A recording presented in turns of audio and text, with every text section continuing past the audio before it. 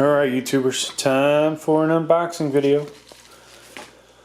So this appears to be a Behringer pedal, guitar pedal that is. So let's go ahead and get it open. I like new toys to play with, and this should be fun. Alright, so this is the Ultrametal UM300. Can't remember which Boss pedal this is modeled after. Maybe the Ultrametal pedal. But so this let's check out the box here. This isn't a review, folks. Eventually we will plug all these into the Peavey 6505 that I have and see if we can come up with one hell of a metal guitar tone. Even though I have this feeling that the 6505 probably has about as good a metal guitar tone as I need, and that I will not be able to improve it with these Behringer pedals. I will actually worsen it. So we will see. So says what it says there. So we'll check out the pedal itself instead of looking at it. Here's a slash wannabe, and that's what the back looks like. Alright, so let's get this open.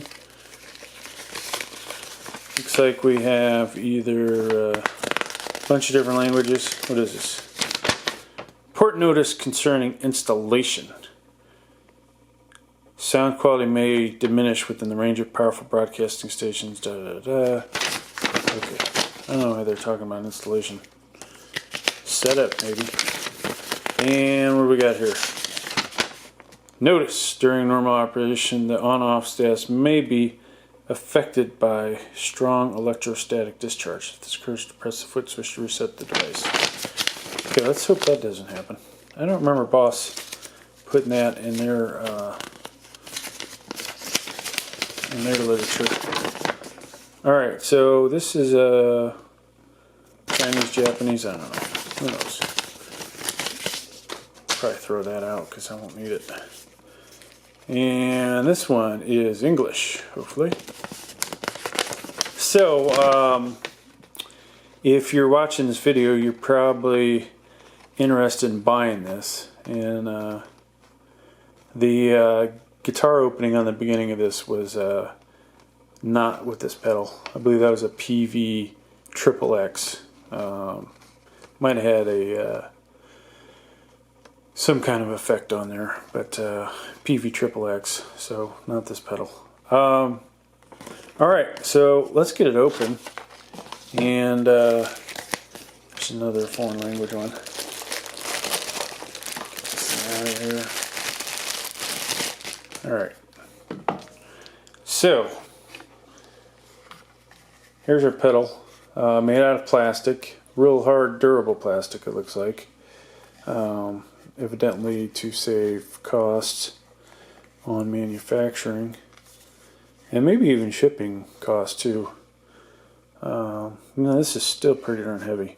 So the obvious, you see a output jack and a input jack, and your 9-volt, and take those screws off, maybe even those two screws. I'm not even sure. I've never attempted to put a battery in these. I've got this Donner thingamajig here. Actually, I got a couple of these things, but this is what I'm going to use for power. And so, alright, what do we got on here, folks? We have the obvious level, so that's going to control the input level, or the volume. So obviously if you put it all the way to min, it's probably going to have no signal. Max will really increase the loudness, depending on what your amplifier or other device that you may be using. Alright, on the left side, so this is going to be some super raging distortion. And I believe on this pedal it's got not only distortion, but it's got some kind of effect to it. that gives it a slightly different sound. I may not be a fan of this one. I may end up wanting to get the other distortion pedal. So we'll see. We do have the overdrive pedal, a chorus, noise suppressor, and a sustainer. So all those things, including an EQ, are going to add up hopefully to a really good guitar sound and a good solo sound. So what else do we have? So here's the EQ section, and here's, you know, if you're going to scoop your mids, get that classic middle sound, you would turn all the mids to the left somewhere. So two